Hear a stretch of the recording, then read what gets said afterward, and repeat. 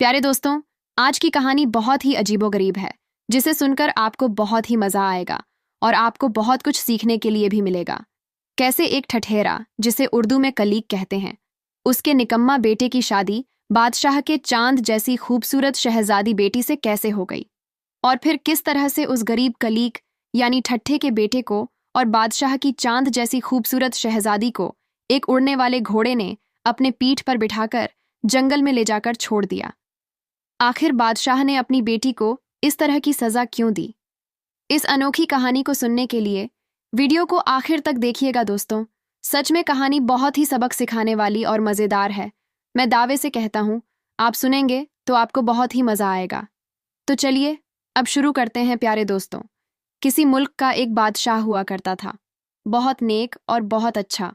इस बादशाह का एक बहुत नेक, खूबसूरत और नेक शहजादा भी था। लेकिन बदकिस्मती से जब इस शहजादे की उम्र 10 से 12 बरस की हुई तो उसकी माँ यानी मल्लिका का इंतकाल हो गया। बादशाह को अपनी मल्लिका से बहुत मोहब्बत थी। सब दरबारी जानते थे कि बादशाह अपने बेटे से तो मोहब्बत करता ही था, मगर मल्लिका से भी उसे बहुत मोहब्बत थी। इस मोहब्बत की वजह से शुरू शुरू में बादशाह ने दूसरी शादी से इनकार किया। लेकिन जब उसे इस बात का एहसास हुआ कि माँ के इंतकाल के बाद शहजादे की देखभाल करने वाला कोई न रहा, तो उसने दूसरी शादी कर ली। शहजादे की सौतेली माँ यानी बादशाह की नई मल्लिका बादशाह के लिए बहुत अच्छी साबित हुई, लेकिन वह शहजादे के लिए अच्छी माँ साबित ना हो सकी। बादशाह को अपने बेटे के साथ दूसरी बीवी की बदसलूकी का इल्म ना हो सका, क्योंकि शहजादा बहुत ही नेक था और वह अपने बाप को कोई दुख नहीं देना चाहता था। उसे एहसास था कि महज उसकी वजह से उसका वालिद दूसरी शादी नहीं करना चाहता था, और दूसरी शादी अगर की भी तो वह भी उसी के आराम की वजह से, कि बादशाह की मौजूदगी में तो उसकी सौतेली माँ उस पर जानवारी रहा करती थी। लेकिन जब भी बादशाह सरकारी दौरों पर होता या पूरे मुल्क में मसरूफ होता, तो उसकी सौतेली माँ उस पर हर तरह के जुल्म ढाती, ना सिर्फ खाना नहीं देती, उसे जली कटी बातें करती, रातों को बार बार जगाकर उसे सताती रहती। इन सारी ज्यादतियों के बावजूद शहजादा इतना शरीफ और नेक था कि अपने बाप से कभी कोई शिकायत ना करता, और ना ही उसके सामने माँ के साथ ऐसा रवैया रखता जिससे बादशाह को उसकी किसी तकलीफ का एहसास हो सके। जिंदगी के दिन इसी तरह गुजरते रहे। उसकी सौतेली माँ मल्लिका दरअसल उस सोच में रहती थी कि बादशाह के बाद वाले वारिस इसी शहजादे को होना है, और अगर इसके घर कोई औलाद हो भी गई तो तब भी इस शहजादी की मौजूदगी में उसका अपना बेटा बादशाह नहीं बन सकेगा। यही हसद और जलन उसे चैन से नहीं रहने देती थी। इसीलिए दिन रात वह शहजादे को परेशान करती रहती थी और सोचती रहती थी कि किसी न किसी तरह या तो शहजादा मर जाए या फिर पागल हो जाए। एक दिन शहजादा तेली माँ की बदसलूकी की वजह से इतना गमजदा हुआ कि रोते रोते सो गया। जब भी शहजादे को कोई दुख तकलीफ पहुंचती तो वह अपनी मरहूम माँ को याद किया करता था। आज भी वह सोने से पहले अपनी माँ को याद करके रो रहा था और रोते रोते उसी तरह सो गया। अभी उसे सोए हुए ज्यादा देर नहीं हुई थी कि उसके ख्वाबों में उसकी माँ आ गई। शहजादे ने बादशाह से कभी अपनी सौतेली माँ की शिकायत नहीं की, लेकिन जब अपनी माँ को ख्वाब में देखा तो अपने सारे दुख दर्द उसके सामने खोल कर रख दिए। शहजादे की माँ एक नेक सीरत औरत थी। वह ख्वाब में भी अपने बेटे को सब्र की ताकीद करती रही और दूसरी माँ से गुस्ताखी ना करने का वादा लेती रही। शहजादे ने ख्वाब में ही माँ से वादा किया कि वह कभी अपनी सौतेली माँ के साथ गुस्ताखी नहीं करेगा। माँ ने अपने बेटे की पेशानी चूमते हुए कहा कि देखो, कल तुम्हारे वालिद के दरबार में घोड़े बेचने वाला आएगा। उसके पास बड़ी आला नस्ल के घोड़े होंगे और उसके पास एक सफ़ेद घोड़े का बच्चा भी होगा। तुम उसे खरीदने की जिद करना हो सकता है। तुम्हारा वालिद कोई और आला नस्ल का घोड़ा खरीदने का इसरार करें, लेकिन तुम उसे घोड़े के बच्चे के लिए जिद करना, तुम्हारा वालिद तुम्हारी बात को नहीं टाले। इतना कहकर माँ रुखसत हुई और शहजादी की आंख भी खुल गई। दूसरे दिन वह नहा धोकर तैयार हुआ और बादशाह के दरबार में जा पहुंचा। शहजादा स्कूल जा करता था, लेकिन जब भी छुट्टियां होती थीं वह दरबार में भी जाया करता था। बादशाह ने शहजादे को आते देखा तो बहुत खुश हुआ और उसे अपने साथ ही तख्त पर बिठा लिया। थोड़ी देर गुजरी थी कि संतरी ने आकर इत्तला दी कि बाहर कोई घोड़े बेचने वाला आया है और वह सिर्फ बादशाह से मिलना चाहता है। बादशाह और शहजादा दोनों घोड़े देखने बाहर आ गए। घोड़े बेचने वाले के पास बहुत ही आला नस्ल के घोड़े थे। इन घोड़ों में एक बहुत ही खूबसूरत घोड़े का बच्चा भी था। बादशाह ने अपने लिए चंद घोड़े मुंतज कर लिए। शहजादे ने कहा, मैं भी एक घोड़ा लूंगा। बादशाह बोला, बेटा, तुम्हें जो भी घोड़ा पसंद आए वह हम ले लेंगे। शहजादे ने घोड़े के बच्चे की जानिब इशारा किया। बादशाह यह चाहता था कि शहजादा कोई आला नस्ल का घोड़ा रखा करे, लेकिन शहजादे की जिद के सामने बादशाह को हार मानना पड़ी और शहजादे के लिए घोड़े का वह बच्चा खरीद लिया गया जो शहजादे की माँ ने उसे ख्वाब में बताया था। शहजादे के घोड़े के लिए एक अलग अस्तबल बना दिया गया और उसमें घोड़े के बच्चे को बांध दिया गया। शहजादा अब ज्यादातर अपना वक्त उसी घोड़े के बच्चे के साथ गुजरने लगा। वह उसकी खिदमत करता, उसका हर तरह से ख्याल रखता। स्कूल जाने से पहले और स्कूल से वापसी पर पहले वह अपने घोड़े के पास आता और फिर अपने कमरे में जाया करता। उसकी सौतेली माँ घोड़े के साथ उसकी दिलचस्पी से सख्त नाराज थी, इसलिए कि उसे शहजादे की कोई भी खुशी गवारा नहीं थी। शहजादे को इस तरह खुश होते देखना भी उसे अच्छा नहीं लगता था, लेकिन फिलहाल उसके पास घोड़े के खिलाफ कोई कदम उठाने का जवाब भी नहीं था। सौतेली मल्लिका के पास एक बांधी थी जो उसी की तरह शैतानी सोच रखती थी। एक दिन उसने बांधी को एतमाद में लेकर शहजादे को रास्ते से हटाने का प्रोग्राम बना लिया। मल्लिका ने बांधी से कहा कि कोई ऐसा तरीका ढूंढो कि शहजादे का काम तमाम हो जाए और किसी को मुझ पर शक भी ना हो। यह सुनकर बांधी के लबों पर एक शैतानी मुस्कुराहट रक्स करने लगी। उसने मल्लिका को मशवरा दिया कि क्यों ना शहजादे को जहर दे दिया जाए। आजकल गर्मियों का ज़माना है। जब शहजादा स्कूल से आता है तो खाना खाने के बाद एक खास किस्म का शरबत ज़रूर मांगता है। जब आप उसे शरबत देती हैं तो वह बहुत शौक से पीता है। मेरे पास एक ऐसा जहर है जिसको पीकर पीने वाला पूरी नहीं मरा करता, बल्कि कई महीनों बीमार रहकर धीरे धीरे मर जाता है। इस तरह किसी को जहर का शुभा भी नहीं होगा और शहजादा भी चंद महीनों बाद मर जाएगा। यह कहने के बाद उसने इस बात को राज रखने का भारी मुआवजा तलब किया। मल्लिका को मुआवजा देना तो बहुत बुरा लगा, लेकिन वह शहजादे को अपने रास्ते से हटाने के लिए ऐसा करने पर मजबूर थी। अगले दिन जब शहजादा हस्बे मामूल स्कूल से सीधा अपने घोड़े के बच्चे के पास पहुंचा तो उसे आंसू बहाते देखकर बहुत परेशान हुआ। शहजादे ने बेजुबान घोड़े से रोने का सबब मालूम किया तो उसे इंसानों की तरह बोलते देखकर शहजादा डर गया और हैरान भी हुआ। शहजादे को परेशान देखकर घोड़े के बच्चे ने कहा, शहजादे साहब, आप ना तो डरे और ना ही हैरान हो। मैं परिजाद हूँ और आपके वालिदा मरहूम की दरख्वास्त पर आपकी हिफाजत के लिए मामूर किया गया हूँ। शहजादे को अपनी माँ का ख्वाब में आकर घोड़े का बच्चा खरीदने की हिदायत याद आ गई। यह सुनकर उसका खौफ खत्म हो गया और हैरानी भी। शहजादा घोड़े से बोला कि तुम्हारे याद दिलाने पर मुझे अपनी वालिदा के ख्वाब में आकर घोड़े का बच्चा खरीदने की बात बहुत अच्छी तरह याद आ गई है, लेकिन यह तो बताओ कि आज तुम रो क्यों रहे हो। घोड़े के बच्चे ने शहजादे से कहा, यह जो तुम्हारी सौतेली माँ है ना, आज उसने तुम्हें मारने का मंसूबा बनाया है। मल्लिका ने अपनी एक नौकरानी से मिलकर तुम्हारे शरबत में जहर मिला दिया है। बस तुम ऐसा करना कि तुम्हारी सौतेली माँ या कनीज जितनी भी जिद करे तुम वह शरबत किसी भी सूरत में ना पीना। बाकी जो भी खाने पीने की चीज़ें हैं वह चीज़ें बिला खौफ कतर खा पी सकते हो।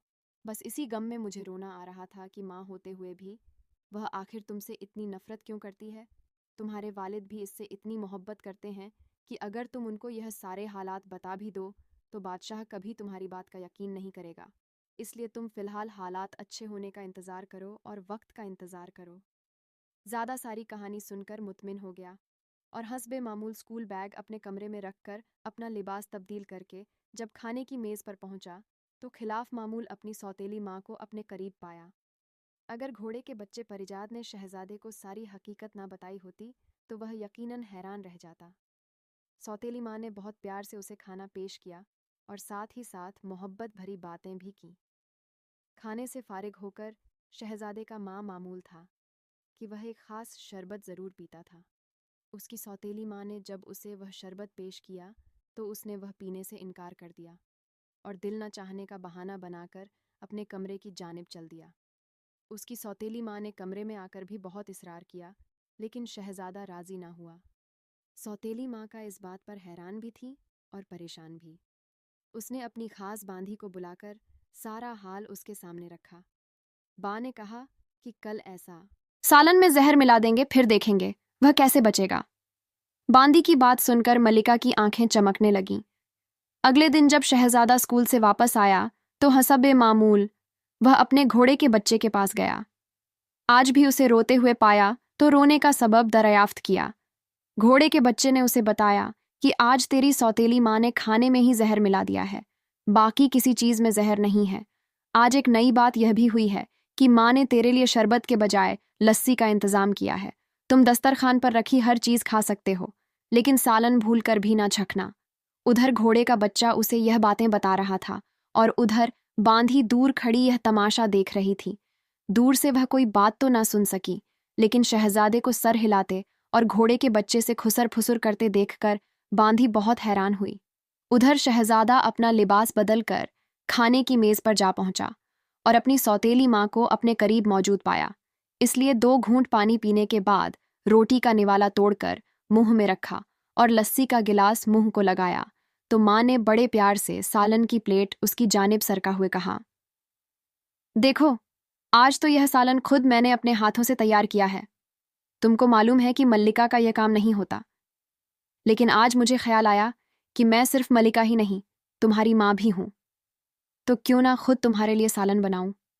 बहुत मज़े का है, ज़रा खाकर तो देखो। शहजादे ने लस्सी के साथ निवाला निगलने के बाद अदब से बोला, वाह माँ, क्या बात है। आपके हाथ से बनी इस लस्सी की ज़िंदगी में पहली बार इतनी जायके वाली लस्सी पीने को मिली है। आज गर्मी भी बहुत है, इसलिए मैं तो आज लस्सी से ही रोटी खाऊंगा और खूब सारी लस्सी भी पीऊंगा। इसकी तेली माँ ने बहुत चाहा कि एक निवाला वह सालन का साथ खा ले, लेकिन तमाम कोशिश के बावजूद वह शहजादे को इस बात पर राजी ना कर सकी। शहजादा रोटी खाने के बाद अपने कमरे में चला गया तो मल्लिका ने फिर अपनी बांदी को बुलाने भेजा और शहजादे के सालन ना खाने का सारा माजरा बांदी के सामने रखा। बांधी ने बड़े रसदार अंदाज में मल्लिका से कहा कि मुझे शक है कि वह जो घोड़े का बच्चा है वह कोई आम घोड़ा नहीं, मुझे लगता है कि वह इंसानों की तरह बातें करता है। मैं दूर होने की वजह से उनकी बातें तो ना सुन सकी, लेकिन जिस अंदाज में घोड़ा शहजादे के कान में मुंह लगाकर कुछ खुसर फसर कर रहा था और जिस अंदाज में शहजादा सर हिला रहा था, मुझे वह बहुत ही पुरअसर महसूस हुआ। मुझे तो ऐसा ही लगा जैसे वह एक दूसरे से बातें कर रहे हों। मल्लिका यह सुनकर हैरान रह गई। इसने हैरत से कहा, ऐसा कैसे हो सकता है कि घोड़े भी इंसानों की तरह बातें करें। यह सुनकर बांधी ने भी कहा, लेकिन आप यह सोचें कि जब हमने उसके शरबत में जहर मिलाया तो शहजादे ने शरबत पीने से इनकार कर दिया, और जब आज हमने उसके सालन में जहर मिलाया तो आज उसने सालन का एक निवाला तक नहीं चखा। क्या यह इस बात का सबूत नहीं है कि कोई है जो उसको ऐसा करने से रोक रहा है। यहाँ पूरे महल में शहजादे की किसी से दोस्ती भी नहीं और ना ही वह किसी के पास जाता है। अलबत्ता जब वह स्कूल से आता है तो अपने घोड़े के बच्चे के पास पहले जाता है, फिर कहीं वह कोई और काम करता है। मल्लिका को बांधी की बातें अपने दिल में उतरती हुई महसूस हुई और उसने फैसला कर लिया कि वह इस घोड़े के बच्चे को अपने रास्ते से हटाकर दम लेगी, फिर देखेगी कि शहजादे को इसके खिलाफ होने वाली किसी भी साजिश का इल्म कैसे होता है। उसने अपनी बांधी की मदद से अपने खास तबीब को बुलावा भेजा। जब तबीब आया तो मल्लिका ने उसको भारी मुआवजे का लालच देकर अपने कम पर राजी कर लिया। मंसूबे के मुताबिक एक दिन वह सुबह सुबह जोर जोर से तड़पने और चीखने लगी। बादशाह घबराकर उठ बैठा। अरे क्या हुआ, कहकर चिल्लाता ही रह गया, लेकिन मल्लिका कोई जवाब देने के बजाय मक्कारी के साथ तड़पती रही। जब उसका चीखना चिल्लाना और तड़पना बंद हुआ तो बादशाह ने अपने खास तबीब को बुलवा भेजा। वह भी बुलाने और घबराने की अदाकारी करते हुए हाजिर हुआ और बादशाह से माजरा दरियाफ्त किया तो बादशाह ने अपनी मल्लिका की कैफियत के बारे में तबीब को आगाह किया। तबीब ने मुआयना करने की ख्वाहिश जाहिर की तो फौरन उसका इंतज़ाम कर दिया गया। जब तबीब कमरे में दाखिल हुआ तो मंसूबे के मुताबिक मल्लिका उसी तरह तड़पती और चिल्लाती पाई गई। कनीज़ की मदद से मल्लिका को काबू में करने के बाद तबीब ने उसका मुआयना किया। मुआये के बाद उसने घबराते हुए बादशाह को बताया कि आपकी मल्लिका सिर्फ 8 घंटे की मेहमान है, उन्हें बचाना है तो फौरी तौर पर उसे एक घोड़े के बच्चे का दिल भूकर खिलाया जाए, वरना इसके बचने का कोई इम्कान नहीं। बादशाह यह सुनकर बहुत घबराया। फौरी तौर पर उसके पास घोड़े का एक ही बच्चा था। वह यह भी जानता था कि घोड़े के बगैर उसका शहजादा शायद ही जिंदा रह सके। बादशाह ने ज़रूरी समझा कि वह अपने बच्चे को राज़ी करें, कसाई का इंतज़ाम करवाए और मल्लिका के लिए घोड़े के बच्चे का दिल भूनकर खिलाए। शहजादा वैसे भी सुबह सुबह उठने का आदी था, लेकिन महल में मची चीख पुकार की वजह से वह पहले ही जाग चुका था।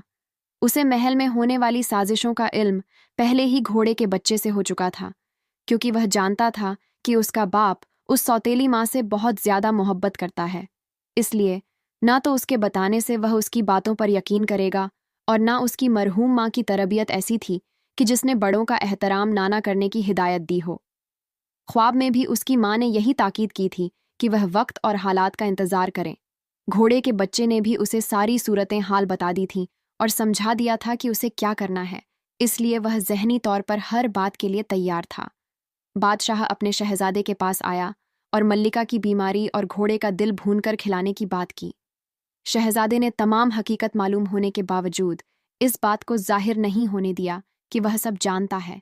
बस इतना कहा कि जब आपने इरादा कर ही लिया है तो मुझे घोड़े के बच्चे को ज़िबह करने से पहले इस पर बैठकर 3 चक्कर लगाने की इजाज़त ज़रूर दीजिएगा। बादशाह को इस बात का यकीन ही नहीं था कि शहजादा इतनी जल्दी राज़ी हो जाएगा। घोड़े के बच्चे की पीठ पर बैठकर 3 चक्कर लगाने की बात आम सी थी, जिस पर बादशाह को क्या एतराज़ हो सकता था। बादशाह ने खुशी खुशी शहजादे को चक्कर लगाने की इजाज़त दे दी। सूरज निकलते ही कसाई बुला लिया गया। महल के सहन में कसाई को बिठाकर घोड़े के बच्चे को लाया गया। शहर में लाकर घोड़े के बच्चे परिजात को बांध दिया गया। इतने में शहजादा भी आ गया। तन पर मामूली कपड़े थे और आंखें बता रही थीं कि वह रात भर जागता रहा और रोता भी रहा। बादशाह अपने बेटे की यह हालत देखकर बहुत गमज़दा हुआ, लेकिन उसे क्या मालूम था कि शहजादा हकीकत में क्यों परेशान था। शहजादा घोड़े के बच्चे की पुश्तैनी और घोड़े को हल्की सी डर लगाई। घोड़े ने आहिस्ता आहिस्ता चलना शुरू किया। सहन का एक चक्कर लगाया। घोड़े ने दूसरा चक्कर थोड़ी तेज रफ्तार के साथ लगाया। महल में मौजूद सारे गुलाम, कनीज और मुलाजिम यह नज़ारा देख रहे थे। तीसरे चक्कर में घोड़े की रफ्तार बहुत ज़्यादा तेज हो गई, और जैसे ही तीसरा चक्कर मुकम्मल हुआ, परिजात घोड़ा तेजी के साथ आसमान में बुलंद हुआ और सबने देखा कि अचानक उसके बदन पर बड़े बड़े पंख नमूद हुए और वह किसी हवाई जहाज की तरह सबको हैरान परेशान छोड़कर आंखों से ओझल हो गया। परिस्थान का परिजात घोड़ा शहजादे को उड़ाता हुआ उसके अपने मुल्क की हदों से निकलकर एक दूसरे बादशाह की हुदूद में ले आया और उसके दारुल हुकूमत के करीब एक जंगल में उतरा। परिजात घोड़ा इतना तेज रफ्तार था कि सैकड़ों मील का यह फासला इसने चंद मिनटों में तय कर लिया। परिजात घोड़े ने शहजादे को ज़मीन पर उतारा और उसकी मरहूम माँ का पैगाम सुनाया कि वह एक ख़ास मुद्दत तक यहाँ रहेगा। उसे अपनी रोज़ी रोटी का खुद ही इंतज़ाम करना है, खूब मेहनत करनी है और हिम्मत नहीं हार है और मायूस भी नहीं होना है। चंद साल बाद हालात अच्छे हो जाएंगे और वह अपने ही मुल्क का बादशाह भी बना दिया जाएगा। लेकिन ऐसा कब और कैसे होगा, यह तुमसे आखिर वक्त तक पोशीदा रखा जाएगा।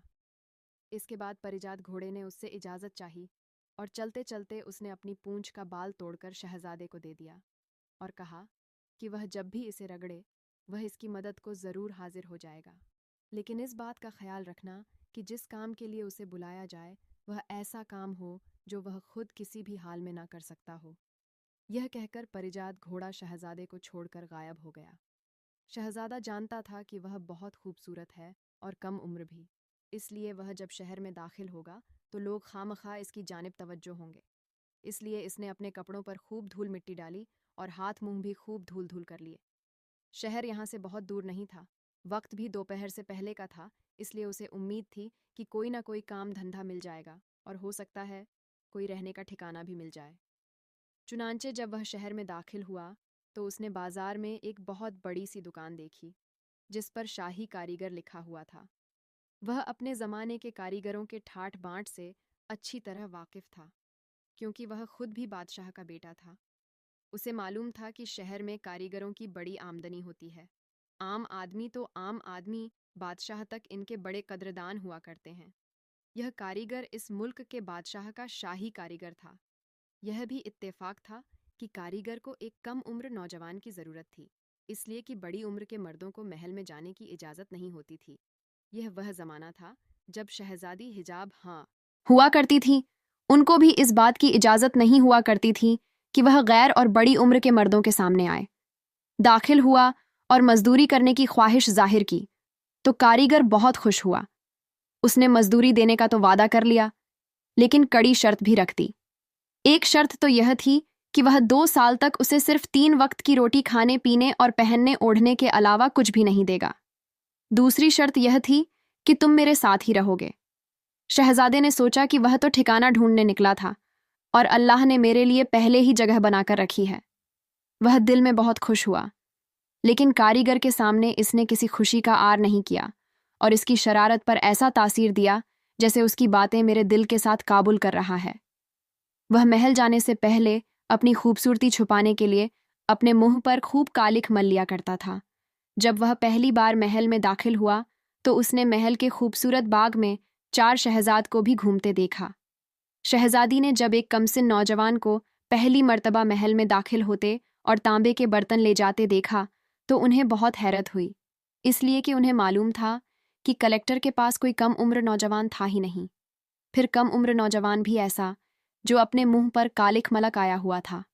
गौर से देखने पर शहजादी को एहसास हुआ कि बच्चा तो बेहद खूबसूरत और गोरा है। मुंह पर कालिख मलक आने में इसका क्या राज हो सकता है? बात तो यकीनन सोचने की थी। इन शहजादों में जो सबसे से कम उम्र थी वह बड़े गौर से शहजादे को देखने लगी। शहजादी को न जाने क्यों इस लड़के में कोई खास बात और कशिश महसूस हुई जो किसी और कम उम्र नौजवान में इसने कभी महसूस नहीं की थी। अब शहजादा जब भी तांबे के बर्तन कल के लिए लेने या कलाई करने के बाद वापस करने आता, शहजादी उसको बड़े गौर से देखती और सोचती कि मुझे इसमें कोई छुपा हुआ शहजादा क्यों दिखाई देता है। एक दिन शहजादी से सब्र ना हो सका और उसने किसी की परवाह की बगैर शहजादे को रोक लिया और पूछा कि तुम कौन हो? शहजादे ने हैरत जाहिर करते हुए कहा, मैं कारीगर का लौंडा हूँ, उसका मुलाजिम हूँ, जिसके एवज में मुझे 2 वक्त की रोटी और रहने के लिए जगह देता है। शहजादी ने कहा, तुम लगते तो बहुत खूबसूरत हो, लेकिन अपने मुंह पर इतनी कालिख क्यों मलक आते हो? शहजादा बोला, एक तो यह कि पता नहीं मैं तुम्हें खूबसूरत क्यों लगता हूँ। मेरी तारीफ तो कभी मेरी सौतेली माँ ने भी निगाह नहीं की, और रही कालिख, मलने की बात तो पता नहीं मुझे यह सब कुछ क्यों अच्छा लगता है। शहजादी ने एक नज़र इधर उधर देखा और किसी को अपनी तरफ तवज्जो ना पाकर अपनी मुट्ठी में दबी 2 सोने की अशर्फियां निकालकर शहजादे को दे दी और कहा, यह मैं इसलिए दे रही हूँ कि अब तुम जब भी महल में आओ तो अच्छे अच्छे कपड़े पहनकर और साफ सुथरे होकर आना, क्योंकि मैं तुम्हें शहजादे जैसा देखना चाहती हूँ। यह कहकर उसने जबरदस्ती 2 अशर्फियां शहजादे के हवाले की और महल की जानिब दौड़ गई। शहजादे को इसकी बातें बहुत ही अजीब सी लगीं। वह यह भी जानता था कि वह सोने की 2 अशर्फियां इसकी किस्मत बदल सकती हैं, लेकिन वह इनका कर भी क्या सकता था। वह अपने मुल्क जा नहीं सकता था जब तक माँ का हुक्म नहीं आ जाता, और अपना हुलिया बदल नहीं सकता था इस अर से कि कहीं कारीगर अशर्फियां को देखकर उसे चोर न समझने लगे। शहजादे ने वह अशर्फियां खाली करके घर में एक खुफिया जगह छुपा दी ताकि किसी मुनासिब वक्त में उनको काम मिला सके। अब शहजादा जब भी महल जाता तो वह शहजादी को किसी न किसी बहाने अपना मुंतज पाता। वह हमेशा की तरह उसको सोने की 2 अशर्फियां जरूर देती और हुलिया अच्छा करने को कहती। साथ ही साथ वह शिकायत करती कि जब वह उसे अशर्फियां देती है तो वह अपना हुलिया इंसानों जैसा बनाकर क्यों नहीं आता। ऐसे मौके पर शहजादा कोई ना कोई माकूल बहाना बना दिया करता था। और सच पूछो तो अब शहजादी भी शहजादे को अच्छी लगने लगी थी, लेकिन वह किसी सूरत भी अपनी असलियत बताना नहीं चाहता था। दिन महीने साल गुजरते रहे। शहजादा अब काफी बड़ा हो चुका था। कारीगर भी उससे बहुत मोहब्बत करने लगा था, क्योंकि शहजादे को मुलाजिम रखने के बाद इसका काम और भी तरक्की पा गया था। महल से तो उसकी आमदनी में इजाफा हुआ ही था। बड़े बड़े वजीर के घरों से भी बहुत बर्तन आने लगे थे, इसलिए कि वह शहजादे की मेहनत और ईमानदारी से बहुत मुतासिर थे। उधर सारी शहजादी अब इस उम्र तक पहुंच चुकी थी कि उनकी शादियां कर दी जाएं और उनको अपने अपने घरों को रवाना कर दिया जाए। जिस मुल्क में यह शहजादा मौजूद था वहाँ का एक अजीब रिवाज था जो सदियों से राज था। जब भी किसी शहजादी की शादी मकसूद होती, पूरे शहर में ऐलान होता कि सारे ख्वाहिशमंद हजरात हाजिर हो जाएं। शहजादी एक बड़ी सी कुर्सी पर अपने पूरे हिजाब में बैठ जाती थी। ख्वाहिशमंद, अमीर, गरीब सा एक एक करके शहजादी के करीब से गुजरते और शहजादी इनमें से जिसको पसंद कर लेती उसके साथ उसकी शादी कर दी जाती थी। सबसे बड़ी शहजादी ने अपने लिए एक बहुत बड़े रईस ज़ादे के लड़के को चुना। कुछ ही अरसे के बाद उसकी शादी बहुत धूमधाम के साथ रईस ज़ादे के बेटे के साथ हो गई। इसी तरह बाकी दो परियों की शादियां वजीर और फकीरों के बेटों के साथ अंजाम पाई। इस सारे अरसे में 2 साल और गुजर गए। अब सबसे छोटी की बारी थी। इसके उम्मीदवारों में खुद कारीगर भी था। यह कारीगर उम्र में काफ़ी बड़ा था, लेकिन अल्लाह ताला ने इसको ऐसी खूबसूरत शक्ल दी थी कि वह जवान ही लगता था। बादशाह का कारीगर था, इसलिए खूब दौलत वाला था, हसीन भी बहुत था और कई मर्तबा वह छोटी शहजादी को देख भी चुका था। इसके दिल में भी उसको पाने की आरजू थी, इसलिए इसने बड़ी शहजादी के लिए खुद को पेश नहीं किया था। उधर शहजादे के दिल में भी शहजादी जगह बना बैठी थी, इसलिए उसने सोचा कि क्यों ना वह भी मुख आजमाए। इसने वही हुलिया बनाया जिसमें वह महल में जाया करता था, बल्कि आज तो कुछ ज्यादा ही काला मुंह पर मार ली थी। कारीगर उससे काफी आगे था और यह कतार में काफी पीछे कतार चलती रही। कारीगर भी शहजादी के करीब से गुजरा। शहजादी ने कारीगर को पहचान तो लिया, मगर अपनी किसी पसंदगी का इजहार नहीं किया। आहिस्ता आहिस्ता करके सब अमीर वजीर और सफ़ीर गुजरते रहे, लेकिन शहजादी की निगाहें ना जाने किसको तलाश कर रही थीं। इतने में उसकी नज़र कतार में दूर खड़े कारीगर के लौंडे पर पड़ी। इसका हुलिया देखकर उसे बुरा तो बहुत लगा, लेकिन जूं ही वह इसके करीब से गुजरा, शहजादी ने उसका हाथ पकड़ लिया। शहजादी की इस हरकत पर बादशाह परेशान और मजमा हैरान हो गया। बादशाह ने बेसा ऐलान किया कि शायद उसकी बेटी से कोई गलती हो गई है, लिहाजा कल सारे लोग दोबारा हाजिर हों। शहजादी बेचारी नहीं नहीं करती रह गई, लेकिन बादशाह के हुक्म को कैसे टाला जा सकता था। ऐलान होते ही शहजादा तेजी के साथ घर रवाना हुआ और कारीगर से पहले ही घर में दाखिल हो गया। कारीगर घर आया तो उसने शहजादे पर खूब सख्ती की और अगले दिन कमरे और घर के सारे दरवाजों में ताले लगाकर उम्मीदवारों की कतार में खड़ा हो गया। शहजादे ने जब अपने आप को इस तरह कैद पाया तो बहुत परेशान हुआ। अचानक उसे परिजात घोड़े की धमकी बल का ख्याल आया, जिसको वह हमेशा अपने पांव के साथ बांध कर रखता था।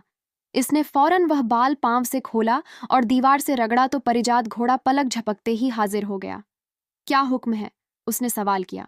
शहजादा बोला, तुम सारे ताले खोल दो और जब मैं वापस आऊं तो ताले इसी तरह बंद कर देना। ताले खोल दिए गए।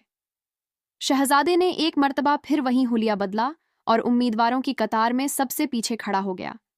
जो भी इसको देखता पागलों की तरह कह कहे लगाता। कतार आगे बढ़ती गई, यहां तक कि सारे उम्मीदवार शहजादी के करीब से गुजर गए। लेकिन शहजादी को तो आज भी कारीगर के लौंडे की तलाश थी, जिसको वह काफी देर पहले देख चुकी थी। बादशाह और मल्लिका भी हैरान थे कि आखिर शहजादी को कोई भी अभी तक क्यों पसंद नहीं आया। जब कारीगर का लौ करीब से गुजरा तो शहजादी ने फिर उसी का हाथ पकड़ लिया। बादशाह और मल्लिका के पैरों के नीचे से जैसे जमीन निकल गई। ऐसा तो कभी सदियों की तारीख में नहीं हुआ था। चुनांचे बादशाह ने बात बनाकर किसी ना किसी तरह शहजादी के आज के इस फैसले को भी नादानी का नाम देकर अगले दिन पर टाल दिया गया। कारीगर भी हैरान था कि आखिर यह लौंडा यहाँ आया कैसे। वह तो उसे तालों में बंद करके आया था। दरवाजे और लगाए गए ताले दोनों गैर मामूली थे, जिनको एक तन्हा इंसान तो क्या कई आदमी मिलकर भी नहीं तोड़ सकते थे। अगर इसने दोनों चीजें तोड़ दी होंगी तो यह एक बहुत बड़ा नुकसान होगा। लिहाजा इसने फैसला कर लिया कि वह इस नुकसान की कीमत शहजादे से हर सूरत में वसूल करेगा और साथ ही साथ उसे सजा भी देगा। जब कारीगर अपने महल नुमा घर पहुंचा तो यह देखकर हैरान रह गया कि सारे घर के दरवाजे ना सिर्फ सही सलामत थे, बल्कि ताले भी इसी तरह लगे हुए थे। इसने घबराकर अपनी जेबों की तलाशी ली तो तालों की चाबियां भी इसी की अपनी जेब में मौजूद थी। ताले खोलकर जब वह घर के इस कमरे में दाखिल हुआ जिसमें शहजादे को बंद करके गया था, तो वह यह देखकर शदीद हैरान हुआ कि शहजादा तो उसी कमरे में मौजूद था। वह यह सब देखकर यह बात भी भूल गया कि उसने शहजादे को सजा देने का सोचा था। वह सोचने लगा, या तो जिसको शहजादी बार बार पकड़ रही है और इसके साथ शादी को तैयार है, वह कोई और है, या फिर यह शहजादा ही कोई जादूगर है। इसलिए मुनासिब यही होगा कि शहजादे को कुछ ना कहा जाए। वह खौफजदा होकर शहजादे को कुछ कहे बगैर ही कमरे से लौट गया। तीसरे दिन उसने शहजादे को बहुत मोटी मोटी जंजीरों से जकड़ दिया और उनके सिरों पर बड़े बड़े ताले लगा दिए। कमरे का पाया सहन में भी ताला लगा हुआ था। लेकिन जब वह कमरे में दाखिल हुआ तो सारी जंजीरें और ताले खुले हुए थे और उसका लौंडा वहां मौजूद नहीं था। अचानक उसकी नज़र एक कागज पर पड़ी जिस पर बड़े अदब के साथ तहरीर था कि मैं आज जा रहा हूं। अगर शहजादी मुझे पसंद कर लेगी तो ना जाने मैं जिंदा भी बूंगा या नहीं, क्योंकि बादशाह मुझे सख्त नापसंद करता है, जबकि शहजादी मुझे एक मुद्दत से पसंद करती चली आ रही है और हर रोज वह मुझे सोने की 2 अशर्फियां भी महज इसलिए दिया करती थीं कि मैं अपना हुलिया ठीक करके महल में आया करूं। लेकिन मैं अपनी हैसियत को पहचानता था और आपका वफादार रहना चाहता था। अब तक अशर्फियां की सूरत में कई किलो सोना जमा हो चुका है जो मेरे नक्शे के मुताबिक जगह पर छुपाया हुआ है। चंद मिनट बाद यह सारी तहरीर और नक्शा मिट जाएगा, इसलिए आप इसके मिट जाने से कबलर तलाश कर लें। मेरी जानिब से इजाज़त है कि इसे आप जितना चाहे इस्तेमाल करें। दूसरी जानिब, जो ही शहजादा शहजादी के पास से गुजरा, शहजादी ने फिर उसी का हाथ थाम लिया। बादशाह और मल्लिका ने सारे मौजूद अफराद से जाने को कहा।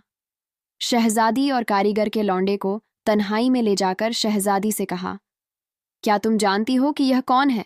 यह कारीगर का लौंडा है। क्या तुम अपने होशो हवास में इसे अपना शौहर बनाना चाहती हो? शहजादी ने इस बात में सर हिला दिया तो बादशाह ने कहा कि फिर याद रखो, मैं ना तो तुमको और ना ही इस हकीर खाली घर के लौंडे को अपने महल में रहने दूंगा। मैं अपनी सारी जायदाद से भी तुमको आगाह करता हूं। निकाह के बाद मेरे सिपाही तुम दोनों को जंगल में छोड़ आएंगे। मुझे इस बात की कोई परवाह नहीं, तुम जिंदा रहो या कोई दरिंदा तुम दोनों को खा जाए। क्या इस शर्त पर भी तुम इस कारीगर के लौंडे से शादी करना पसंद करोगी? शहजाद का जवाब अब भी वही हाँ था, जिस पर मल्लिका और बादशाह को ही नहीं बल्कि पूरे शाही खानदान को हैरत हुई कि आखिर शहजादी को इस कारीगर के लौंडे में कौन से सुरखाब के पर नजर आ रहे हैं। निकाह के बाद शाही हुक्म के तहत दोनों को अगली सुबह घने जंगल में, जहां हर किस्म के खौफनाक दरिंदे और जानवर पाए जाते थे, वहां छोड़ दिया। जंगल की पुष्ट पर एक बुलंद पहाड़ था। शहजादा, जो रात ही को माह के एक वीरान हिस्से में अपने परिजात घोड़े को तलब करके अपनी मौजूदा सूरत हाल के बारे में आगाह कर चुका था, इसने आकर उसे इत्मीनान दिला दिया था कि जो भी आपके साथ हो रहा है या होने वाला है, वह सब आपकी वालिदा मरहूम की मंशा के मुताबिक है। आपको अब भी अपनी हकीकत सबसे छुपा कर रखनी है, यहाँ तक कि अपनी होने वाली बीवी के सामने भी हकीकत नहीं खोली। मायूस नहीं होना, जंगल का कोई भी दर आप दोनों को नुकसान नहीं पहुंचा सकता, बल्कि यह सब आपके मुहाफिज होंगे। यूं ही बादशाह के मुहाफिज आपको छोड़कर जाएंगे। आप दोनों पहाड़ की जानिब चले आइएगा। वहां एक आम सागर होगा, वहां रिहाइश इख्तियार कर लेना। वहां ऐसा सुकून मिलेगा जो शहजादी ने कभी महसूस नहीं किया होगा। आपका फिलहाल यही काम होगा कि जंगल से लकड़ी काट कर शहर में फरोख्त करें और हुलिया पहले जैसा ही रखें। अलबत्ता शहजादी के सामने बेशक साफ सुथरे बनकर रह सकते हैं। बादशाह के सिपाही दोनों को जंगल में छोड़कर वापस चले गए तो शहजादी का मारे खौफ के बुरा हाल हो गया। लेकिन वह यह देखकर बहुत हैरान हुई कि कारीगर का लौंडा शहजादा बहुत खुश नजर आ रहा था। चाल में ऐसा मर्दानापन इसने आज तक किसी में न देखा था। उसे पहली मर्तबा लगा जैसे वह कोई शहजादा हो। यह देखकर उसका खौफ जैसे जाता रहा। शहजादी ने कहा, अब क्या होगा? हम कहाँ सर छुपाए? शहजादा बोला कि जब तक जिंदगी की सांसें मुकद्दर में हैं, इन्हें कोई नहीं छीन सकता। तुम मत घबराओ, कोई ना कोई ऐसी जगह जरूर मिल जाएगी जहां हम रह सके। कारीगर के लौंडे की बातें सुनकर उसे काफी तसल्ली हुई। शहजादा पहाड़ की जानिब बढ़ता रहा। रास्ते में खतरनाक मुजरिमों और दरिंदों को देखकर शहजादी को डर लगा तो शहजादे ने कहा कि डरने की जरूरत नहीं, अल्लाह हमारी जरूर हिफाजत करेगा और कोई भी मौत से पहले हमारा कुछ नहीं बिगाड़ पाएगा। दोपहर से पहले वह पहाड़ के करीब पहुंच गए। जरा बुलंदी पर उन्हें गार्ड दिखाई दिया। करीब पहुंचकर उन्होंने देखा, गार्ड बाहर से तो काफी छोटा नजर आ रहा था, लेकिन अंदर से एक कुशा कमरे के बराबर था। शहजादी जैसे ही अंदर दाखिल हुई, उसे यूं लगा जैसे वह किसी के तहफ्फुज में आ गई हो। सारा खौफ दूर हो गया। उसके सारे असबाब पुरसुकून हो गए। ये सूरत हाल देखकर जैसे उसे बड़ी राहत मिल गई। वह घर में मौजूद एक मसहरी साइज के पत्थर पर लेट गई। उसे यूं लगा जैसे वह आराम का गद्दा हो। शहजादी को बहुत हैरत हुई। लौंडे ने शहजादी को मुतमिन देखा तो बोला, मैं बाहर जाकर माहौल का जायजा लेना चाहता हूँ। और दोपहर के साथ साथ शाम के खाने और पीने का भी इंतजाम करना। चाहता है कल के मुतालिक कल सोचेंगे। यह कहकर वह बाहर निकला। कुछ ही दूर उसको पानी का एक चश्मा भी मिल गया। कुछ ऐसे पत्थर भी मिल गए जिनको पुर्जों की तरह इस्तेमाल किया जा सकता था। घर के करीब ही ऐसा घड़ा भी मिल गया जिसमें काफी पानी जमा किया जा सकता था। सबसे पहले उसने पानी जमा किया, फिर दरख्तों की मुख्तलिफ शाखों को तोड़कर बहुत से भाले बनाए ताकि किसी भी खतरे का मुकाबला किया जा सके। कमानें बनाई, तीर भी बनाए।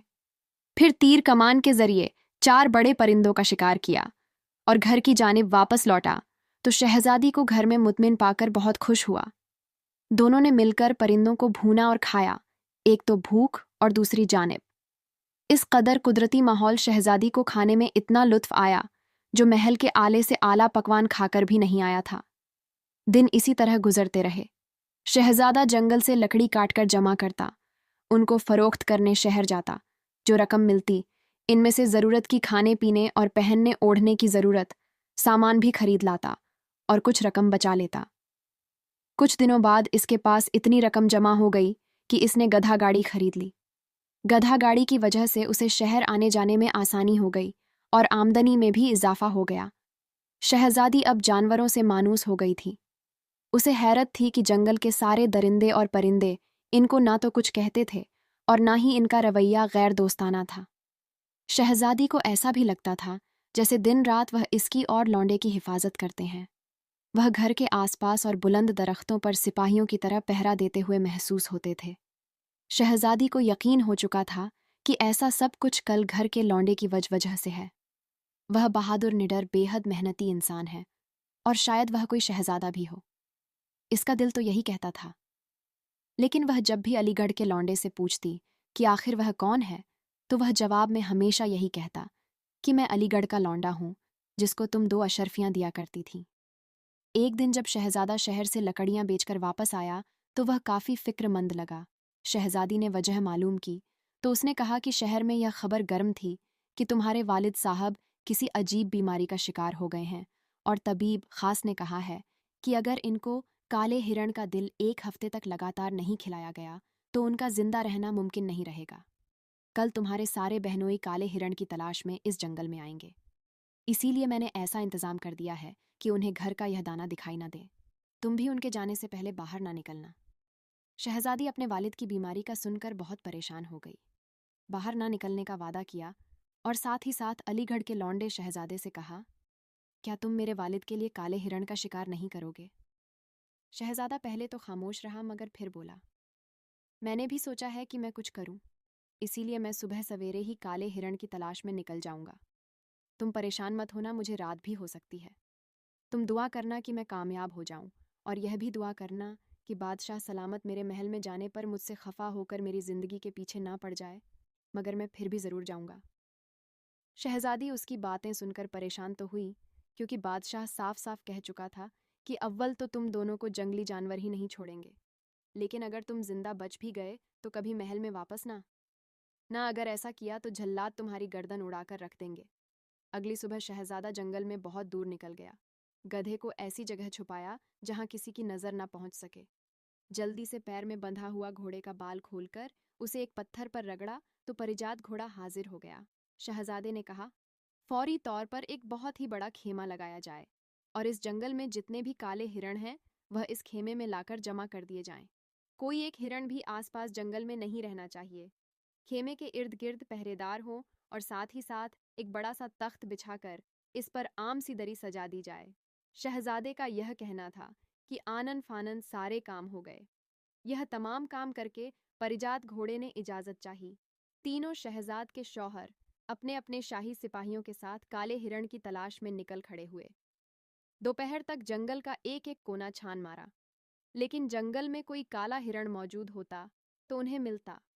सख्त मायूसी और शर्मिंदगी के आलम में वह जंगल के इस आखिरी हिस्से में आ पहुंचे जहां दूर से इन्हें एक बहुत बड़ा खेमा लगा नजर आया। करीब पहुंचे तो उन्होंने देखा कि सैकड़ों काले हिरण इस खेमे में मौजूद हैं और एक वकार शख्सियत एक बड़े से लकड़ी के तख्त पर बैठी हुई है। उन्होंने अंदर दाखिल होना चाहा तो मुहाफिज के दस्तों ने उन्हें रोक लिया और कहा, सिर्फ 3 आदमी अंदर जा सकते हैं। चुनांचे तीनों शहजादों के शौहर अंदर दाखिल हुए और पूछा कि आप कौन हैं। शहजादे ने कहा, आप सब अपना बदला बयान करें। इस बात से आपको कोई मतलब नहीं होना चाहिए कि हम कौन हैं। शहजादे ने पहले ही अपना हुलिया बदला हुआ था, इसलिए वह उसे ना पहचान सके। उसके लब्बो लहजे से वह और भी मरगूब हो गए और सोचने लगे, कोई बहुत बड़ी शख्सियत ही होगी, वरना सैकड़ों काले हिरण कौन इस तरह जमा कर सकता है। इन सब ने एक जबान होकर कहा, इस मुल्क के बादशाह को ऐसी बीमारी लग गई है जो सिर्फ काले हिरण का दिल खाकर ही दूर हो सकती है। आप मेहरबानी फरमाकर हम तीनों को एक एक हिर दे दें। शहजादा बोला, हिर तो हम आपको दे देंगे, लेकिन हमारी दो शर्तें हैं। एक तो यह कि आपको यह हिरण जिंदा नहीं दिए जाएंगे, जिंदा करके दिए जाएंगे। दूसरी शर्त यह है कि आपकी पीठ पर हमारी गरम गरम मुहर लगेगी, ताकि निशानी रहे कि यह कहाँ से लिए गए हैं। पहली बात पर तो इन तीनों को कोई ऐतराज नहीं था, लेकिन दूसरी बात पर वह तैयार नहीं हुए, बल्कि शाही गरूर में आ गए और बोले कि हमारे पास शाही सिपाही मौजूद हैं।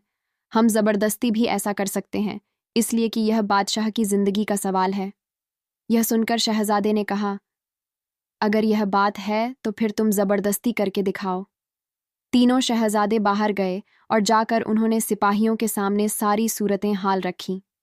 सिपाही गुस्से में आ गए, लेकिन जूं ही उन्होंने अपनी तलवार निकालना चाही, जंगल से खूंखार जानवरों और दरिंदों की आवाजें और उनके दौड़ लगाने की आहटें आना शुरू हो गईं।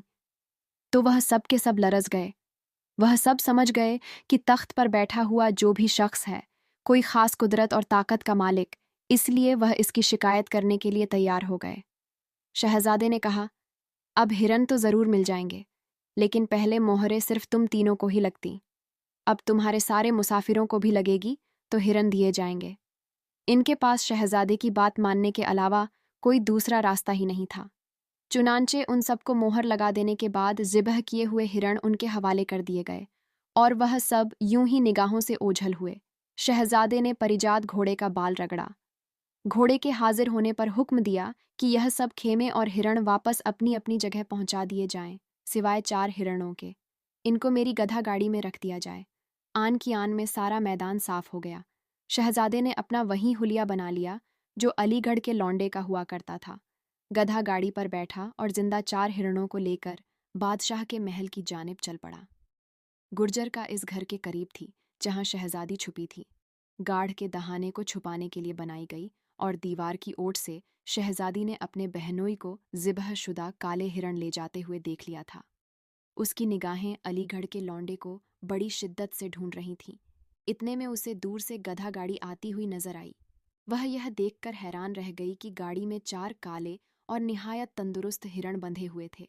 शहजादा जानता था कि शहजादी बार की आड़ से उसे देख रही होगी, इसलिए वह हाथ लहराता हुआ गुजर गया।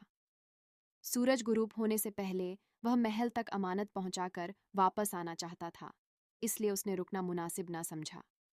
वह शहर की जिन जिन गलियों और सड़कों से गुजर रहा था, सब लोग हैरत कर रहे थे कि जो सिपाहियों के साथ गए थे वह तो एक एक हिरण ही साथ ला सके, और वह भी ज़िबह-शुदा, जबकि कारीगर का लौंडा जिसको बादशाह ने मारने के लिए जंगल में छोड़ दिया था, वह जिंदा भी है और 4 हिरण लेकर बादशाह के महल जा रहा है। और कमाल ये है कि चारों के चारों हिरण जिंदा और तंदुरुस्त हैं। जब शहजादा बादशाह के महल के दरवाजे के करीब पहुंचा तो उसे ना सिर्फ रोक लिया गया, बल्कि पहरेदार बादशाह के हुक्म के मुताबिक उसे मारने का इरादा कर ही रहे थे कि मुहाफिज की नज़र 4 जिंदा काले हिरणों पर पड़ गई। सबने हैरत जाहिर करते हुए अपने हाथ रोक लिए और जाकर बादशाह को सारी सूरतें हाल बताईं और कहा कि अलीगढ़ का लौंडा 4 जिंदा काले हिरण भी साथ लाया है। यह सुनते ही बादशाह महल से बाहर आ गया और कहा, इससे हिरण ले लो और यह कह दो कि वह जितनी जल्दी हो सके जंगल में लौट जाए, वरना इसकी गर्दन उड़ा दी जाएगी। शहजादा पैगाम सुनकर चुपचाप वापस जंगल की जानिब लौट गया।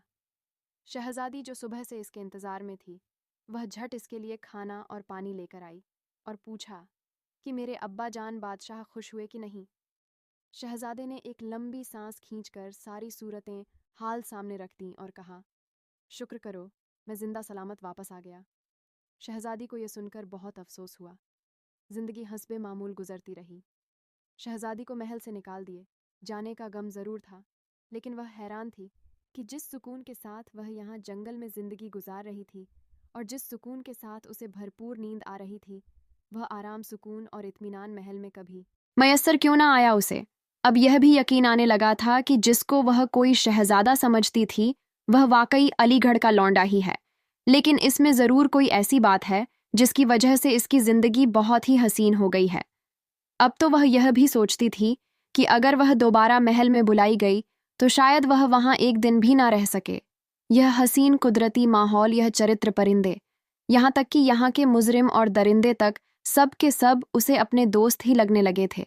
लेकिन ऐसा क्यों था, इस पर वह बहुत हैरान थी और उसे लगता था कि ऐसा सब कुछ अलीगढ़ के लौंडे की वजह से ही है। अगर यह इंसानों का शहजादा नहीं भी है, तब भी यह फितरत का शहजादा बल्कि बादशाह है। एक दिन शहजादे ने शहर से आकर खबर दी कि तुम्हारे मुल्क पर दुश्मन मुल्क का बादशाह हमलावर होने वाला है। उसके पास सफ़ा कातिलों का एक बहुत बड़ा लश्कर है और उसने तय कर लिया है कि वह तुम्हारे बादशाह की सल्तनत पर ज़रूर कब्जा कर लेगा। बादशाह तो परेशान ही है। सारे मुल्क के आवाम भी बहुत फिक्रमंद हैं, इसलिए कि वह दुश्मन मुल्क के बादशाह के जुल्मों सितम से बाक हैं। सभी अंदर से बहुत डरे हुए हैं कि आखिर इनका क्या बनेगा। शहजादी यह सुनकर बहुत उदास और परेशान हो गई। कहने लगी, तुम कुछ करो। कारीगर के लौंडे ने कहा, मैं आखिर तन्हा क्या कर सकता हूँ। डरता हूँ कि अगर बादशाह ने मुझे देख लिया तो कहीं वह मुझे कत्ल ही ना कर दे। वैसे भी वह बहुत परेशान है, लिहाजा जो कुछ मैं कर सका मैं वह ज़रूर करूँगा। तुम अल्लाह से दुआ करो, अल्लाह बेहतर करे, वही अच्छे बुरे का मालिक है। अगली सुबह शहजादे ने शहजादी से कहा कि वह महल पर जा रहा है और उससे जो बन पड़ेगा वह करेगा। वह उसके मुंतज़ रहे और अल्लाह के हुजूर दुआ गो रहे कि अल्लाह इस मुल्क वालों को इस कड़े वक्त में अपनी पनाह में रखे। शहजादा घने जंगल में दाखिल हुआ। परिजात घोड़े का बाल जमीन पर रगड़ा तो परिजात घोड़ा हाजिर हो गया।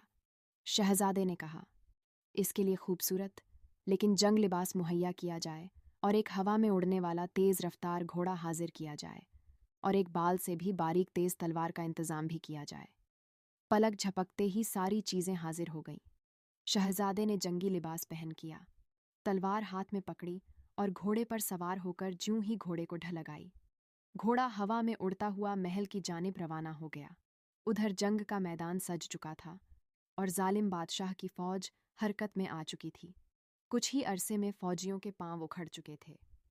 तीनों शहजादों के शौहर अपने अपने दस्तों के साथ राह फरार इख्तियार कर चुके थे। बादशाह अपने चंद वफादार के साथ भागती हुई फौज को हौसला देने की कोशिश कर रहा था, लेकिन उसे नाकामी हो रही थी। उसे अपनी शिकस्त साफ नजर आ रही थी कि इतने में उसे एक और ही मंजर दिखाई देने लगा। ऐसा लगा जैसे आसमान में बिजली गूंज रही हो। एक तेज रफ्तार घोड़ा हवाओं में लपक चला आ रहा था। वह जहां से भी गुजर रहा था, सरों की फसलें काटता चला जा रहा था। लाशें जमीन पर गिरकर तड़प रहे थे और शह सवार था कि पलट पलट कर उन पर हमला कर रहा था। जालिम बादशाह की फौजों ने जब यह मंजर देखा तो उसकी फौजों के पांव उखड़ गए। वह सब अपनी जान बचाकर वापस पलटने पर मजबूर हो गए। इस मुल्क की भागती फौज पलट आई और जालिम बादशाह और उसकी फौज ऐसे भागी कि अपने पीछे सिर्फ गर्दों गुब्बार का तूफान छोड़ गई। बादशाह ने आसमान की जानिब देखा तो बस इतना ही देख सका कि एक निहायत खूबसूरत शहसवार पंख वाले घोड़े पर सवार था, जिसके हाथ में एक बड़ी सी तलवार थी, जिसको वह लहराता हुआ निहायत तेज रफ्तार के साथ दूर आसमान पर जाकर उनकी निगाहों से ओझल होता चला गया। शहजादा जंगल के इसी वीराने में उतरा जहां इसने यह सब जंग का सामान तलब किया था। बाल रगड़ने पर परिजात घोड़ा फिर हाजिर हुआ, सारा सामान उसके हवाले किया और अपना पुराना रूप में आकर अपनी गधा गाड़ी में बैठकर अपने घर की जानिब रवाना हो गया। उधर शहजादी, जो शिद्दत से शहजादे की मुंतज थी, घने दरख्तों के पीछे छुपी पल पल की खबरें सुन रही थी। आम इंसान और फौजियों के काफिले इसी रास्ते से गुजर रहे थे। फतह की खबरें मिल रही थीं और साथ ही साथ एक अजीबोगरीब मदद का जिक्र भी किया जा रहा था। कोई कहता, वाह, क्या उड़न घोड़ा था और क्या इस पर सवार शहजादा था। उसके हाथ में ऐसी तलवार थी जो दुश्मन फौज के गले पर गले काटे जा रही थी। वह ना होता तो हमारी फौज के हौसले तो टूट ही चुके थे। न जाने वह कौन था और कहाँ से आया था। फतह के बाद बस आंखों ने इतना देख कि वह उड़कर उस पार कहीं खो गया। ना जाने क्यों शहजादी को यह गुमान गुजरा कि हो ना हो यह मेरा ही घर का लौंडा ही होगा। वह दिल ही दिल में उसी को उड़न घोड़े पर सवार देख रही थी कि इतने में उसने लौंडे को अपनी गद्द गाड़ी समेत आते देखा, लेकिन उसे ऐसा ही लगा। वह अपने उड़न घोड़े शहजादे ने देखा कि तीनों बहनों के शौहर मैदान छोड़कर अपने अपने फौजी दस्तों के साथ राह फरार इख्तियार कर चुके हैं और खुद इसका बाप और इसके वफादार फौजी मुखालिफ फौजों के नरक में गिरे हुए दिखाई दे रहे हैं। अचानक दोनों फौजों और दोनों बादशाहों की निगाहें आसमान पर एक अजीबोगरीब मंजर देख रही थीं। उड़न घोड़े पर सवार कोई बहुत खूबसूरत शहजादा और एक शहजादी मैदान जंग के चक्कर लगा रहे थे। यह देखकर दोनों जानिब की फौज लड़ना भूलकर इस मंजर को देखने में मसरूफ हो गए। जिस मुल्क की शहजादी थी, इसने तो मंजर पहले भी देखा था, लेकिन घोड़े पर सिर्फ शहजादा ही दिखाई दिया था, जिसको वह पहचान नहीं सके थे। इसी की वजह से उसके मुल्क को फतह नसीब हुई थी, वरना तो उस वक्त भी उन्हें शिकस्त तकरीबन हो चुकी थी। वह समझ गया कि आज भी अल्लाह ने कोई मदद इसके लिए भेजी है। अचानक उसने देखा कि वह उड़ने वाला घोड़ा ऐलान करता फिर रहा है कि जंग बंदी की जाए, वरना अंजाम बहुत ही खतरनाक होगा। ऐलान सुनते ही जंग रोक दी गई। दोनों तरफ के लश्कर अपनी अपनी सफ़ों में वापस चली गई। जूं ही जंग बंद हुई तो देखने वालों ने एक और भी मंजर देखा कि वह उड़न घोड़ा उड़ते उड़ते हमलावर बादशाह के करीब जाकर उतर गया। घोड़े पर बैठा हुआ शहजादा जल्दी से उतरा और बादशाह के कदमों में जा गिरा। इससे पहले कि बादशाह सूरतें हाल को समझ पाता, इसने बादशाह के बाकायदा कदम चूमना शुरू कर दिए। बादशाह ने हैरान गोइथोंग संगीत और बादशाह से कहा, यह इसकी बीवी और जिस मुल्क पर आपने हमला किया, यह उस मुल्क के बादशाह की बेटी है। दोनों बादशाह और इसकी फौज करीब आ गई।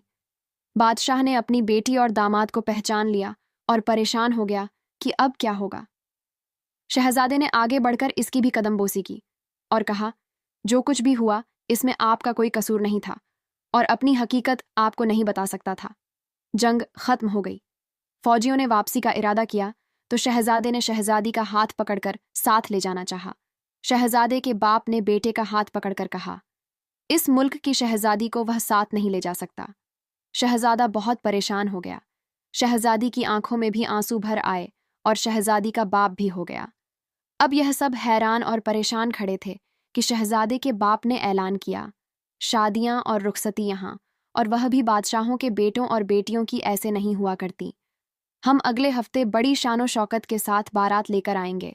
और फिर शहजादी के सर पर हाथ फेरते हुए कहा, अपनी प्यारी सी बेटी को बड़े शाहाना अंदाज में धूमधाम के साथ रुखसत करके ले जाएंगे। इस ऐलान के साथ ही दोनों जानिब की फौजों ने खुशी का नारा लगाया। यह एक ऐसा मंजर था जो किसी ने कभी नहीं देखा था। दोनों मुल्कों में एक हफ्ते तक शादी के शामियाने बजाते रहे। रुखसती के वक्त शहजादी के वालिद ने कहा, यह कितना खुशी का मौका है। दो सल्तनत एक रिश्ते में बन रही हैं। ऐसे मौके पर मैं आपके सामने एक तजवीज़ रख रहा हूँ। मैं भी बूढ़ा हो चुका हूँ और आप भी जाहिर हैं आपकी कोई औलाद नहीं और मेरी भी एक यही औलाद है। मेरे बाद तो मेरा बेटा सल्तनत का वारिस हो जाएगा, लेकिन आपके बाद आपका मुल्क इन केस का शिकार ना हो जाए। क्यों ना ऐसा किया जाए कि हम दोनों ही अपनी ज़िंदगी में दोनों मुल्कों को जमा करके अपने सामने शहजादे को दोनों मुल्कों का बादशाह बना दें। बादशाह की तजवीज़ सुनकर ऐसा लगा कि उस मुल्क का बादशाह शायद ऐसा ही सोच रहा था। बस फिर क्या था। उसी वक्त ऐलान हुआ और शहजादे की ताजपोशी भी उसी वक्त कर दिया गया। ज़मीन और आसमान ने एक कहानी का अंजाम इतना हसीन बना दिया कि पूरी तारीखें इंसानी हैरान रह गईं। दोनों मुल्क एक बनकर दुनिया की एक बहुत बड़ी ताकत बन गए। प्यारे दोस्तों, कहानी अगर पसंद आई है तो वीडियो को एक लाइक ज़रूर कर दीजिएगा। और आप हमारी वीडियोस को कहाँ से देखते हैं, हमें अपना शहर और गांव का नाम कमेंट में ज़रूर बताइएगा, ताकि हमें भी तो मालूम पड़े कि आप कहाँ से हमारी वीडियोस को देखते हैं। इसी तरह के और भी कहानी सुनाने के लिए हमारे चैनल को सब्सक्राइब कर लीजिएगा। और हमने मोबाइल की स्क्रीन पर 4 अब खास आपके लिए लगाई है। अगर आपके पास अभी टाइम है तो इनमें से एक वीडियो को ज़रूर से देखिएगा। और इसी तरह के मज़ेदार कहानी हमारे चैनल में पहले से मौजूद है, आप हमारे चैनल में जाकर भी देख सकते हैं। तो मिलते हैं एक और कहानी में। तब तक के लिए आप अपना और अपनों का ख्याल रखिएगा। शुक्रिया।